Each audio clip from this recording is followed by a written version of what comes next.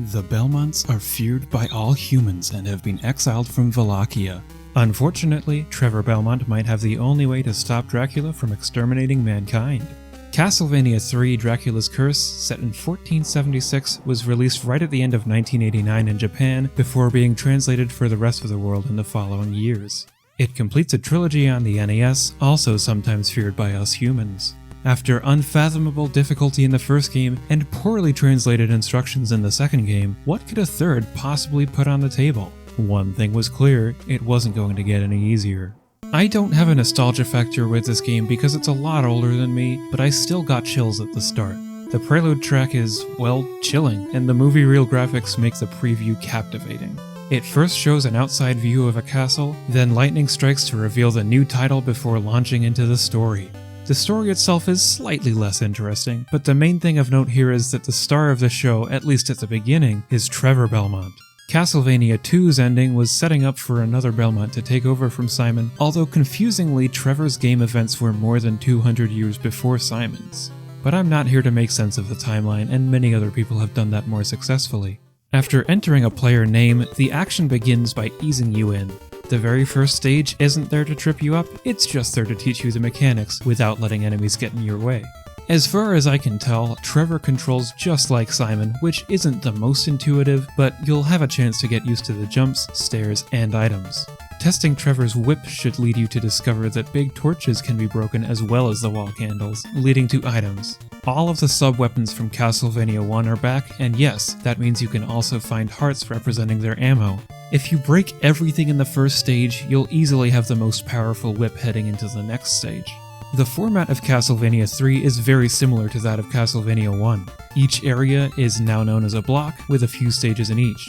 The number of stages in each block strangely isn't consistent, but the death system also goes back to Castlevania 1. A death means restarting the stage with no upgrades, and a game over means restarting the block. It's a longer game than before, however, and with no options to save your progress, starting over every time you want to play would be very daunting. To make up for this, you could input a password to start where you left off, but the game won't show you any. All passwords and secret player name codes were found externally. Despite a simple start, by the end of the first block, there are already a lot of enemies all at once. Impressively, I rarely found any issues with the game slowing down. The boss waiting at the end of the block isn't so tough, but don't get used to that with the bosses. It's after the first block that things really get interesting. It's time to make a decision. The music has a feeling of anticipation. Which way will you go now? An on-screen map shows you that you can go one way to loop back around playing an optional stage before moving on. The other way moves on to stage 3 instead. I have to say I really liked this idea, but I didn't know what to expect in this optional stage. It's a clock tower stage with a lot of moving parts in the background and even solid moving parts in the foreground. This is where we really saw the series find a good balance with platforming challenges and its usual monster challenges. Sure, there are plenty of creepy creatures waiting to ambush Trevor in the tower, but he'll also have to jump across spinning gears and even swinging pendulums. At the top of the tower, there's a boss fight as you might expect, only that doesn't tell the full story here. This is Grant Dynasty, a supposedly noble thief from Wallachia who had set off with other rebels to overthrow Dracula. Unfortunately, most of the resistance met gruesome ends, leaving Grant cursed to be a demon guarding the clock tower.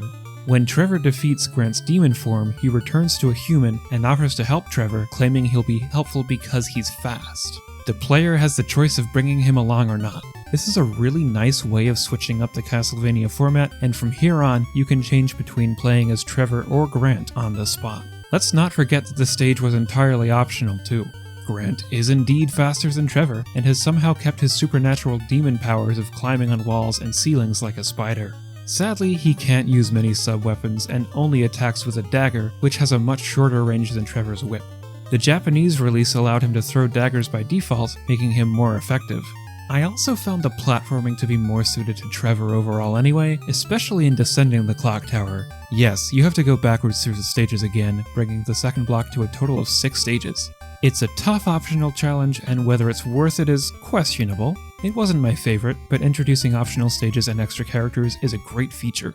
No matter which way you pick at the first fork, you'll have to go through the first 2 stages of the Mad Forest Block 3 before reaching another fork already. Stay at the surface or go underground. This time your decision will be much more impactful.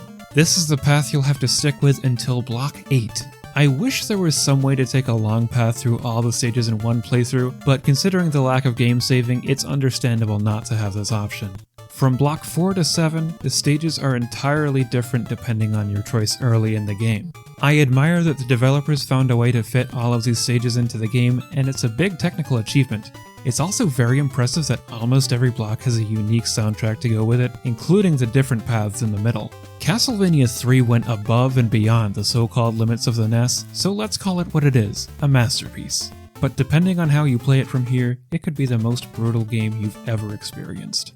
Even the earliest guides for this game have acknowledged that the surface levels are easier to handle than the underground levels. I'm covering the surface first, since these levels were part of my first experience, and I also didn't have Grant at that point. Fortunately, I met another companion very quickly. The surface starts with the second half of Block 3 and contains a battle with a Cyclops, which seems not to be too much trouble. Once it's defeated, a statue in the background shatters, revealing Saifa Belnares, a witch from Wallachia. She had been captured by the Cyclops and is now free, ready to help Trevor and also resume her own quest to take down Dracula. The game asks if you want to take him with you. Wait a second. Him? No, game, Saifa's definitely a woman. I wondered if it was a mistranslation or if all additional characters shared this specific text box, but research shows that she disguised herself as a man to avoid being executed as a witch. However, she is passionate about destroying any darkness and wants to use her powers to take down Dracula.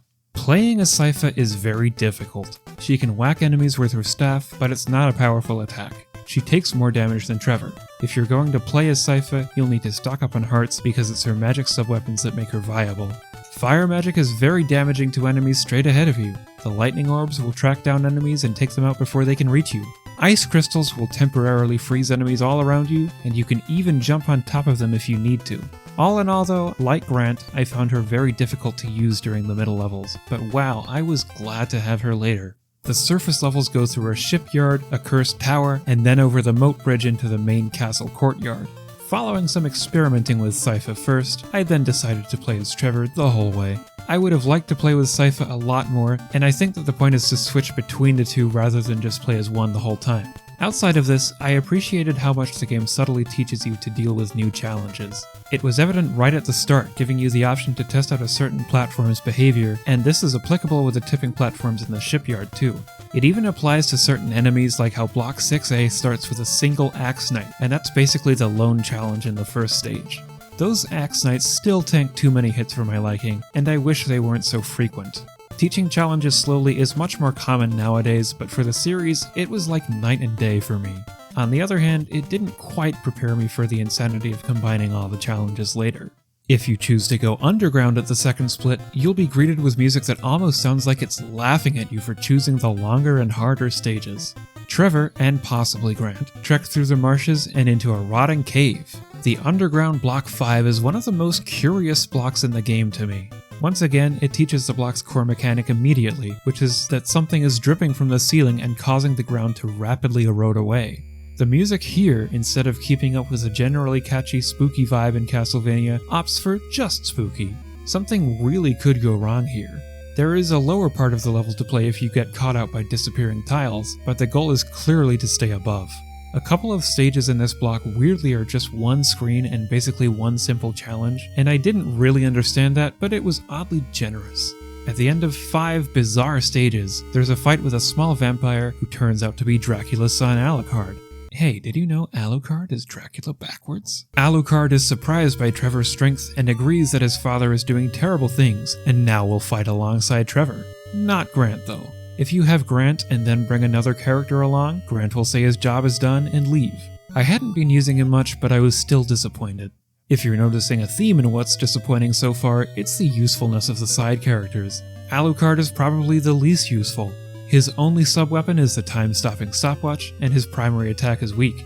The best advantage to using Alucard is when you want an easy pass for a certain section, as he can turn into a bat for a limited time. In this case, the hearts you collect will deplete, acting as a timer for the bat.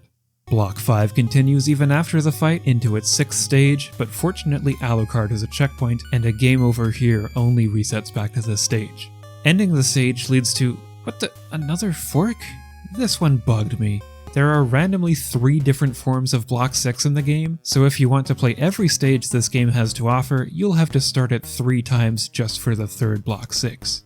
It's generally agreed that the Sunken City has the harder set of levels, and I'd say it has the coolest concept for a boss fight, spanning over 2 stages with an urgent twist in the second. The other block goes through the catacombs for only 2 stages with mostly unremarkable challenges. Even Frankenstein is sort of a pushover, so I would possibly remove this pass from the game if it wasn't the only place for one of the best songs. The Sunken City and catacombs both lead into the mines below Dracula's castle. The underground Block 7 is a 7-stage marathon, not shy about throwing bosses in the mix. Memorably, the 5th stage is just waiting for tiles to fall from the sky so you can climb into the castle from below, but it was memorable for me for being boring. It wasn't a bad idea, but it felt out of place and I wished I had enough hearts for Alucard to fly right out. Entering the castle from the front or from underground, it's now the end game and the same set of stages to the end. Just 3 blocks left, doesn't sound like much, right? It's overwhelming to play though. Patience can only do so much to get through this, so what you really need is perfection. Block 8 is just like the beginning of Castlevania 1, only ramped up to 11 or 11,000. It also contains a rematch with Death, the hardest boss of Castlevania 1, and it was still ridiculously hard, but some praise I can give Castlevania 3 is that the bosses were all reasonable, at least they were easier to read.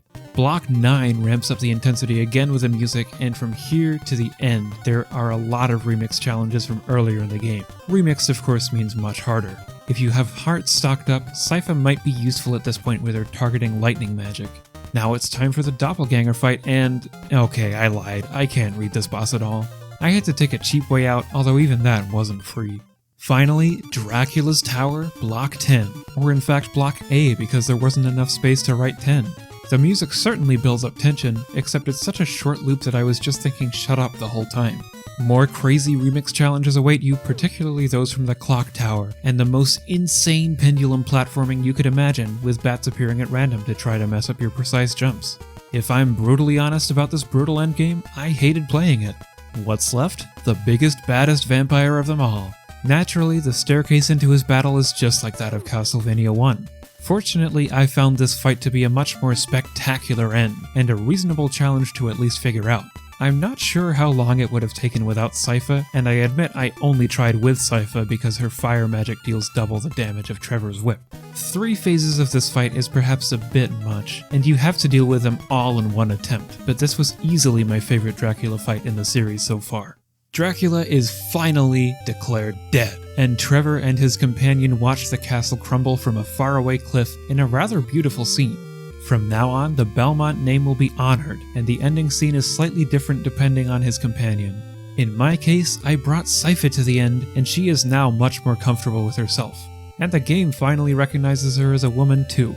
So, overall this game feels much more complete than most of the others of its time. It has the stages, and it has the different playstyles thanks to the additional characters. The graphics are intricate, and I could easily describe the music that way too.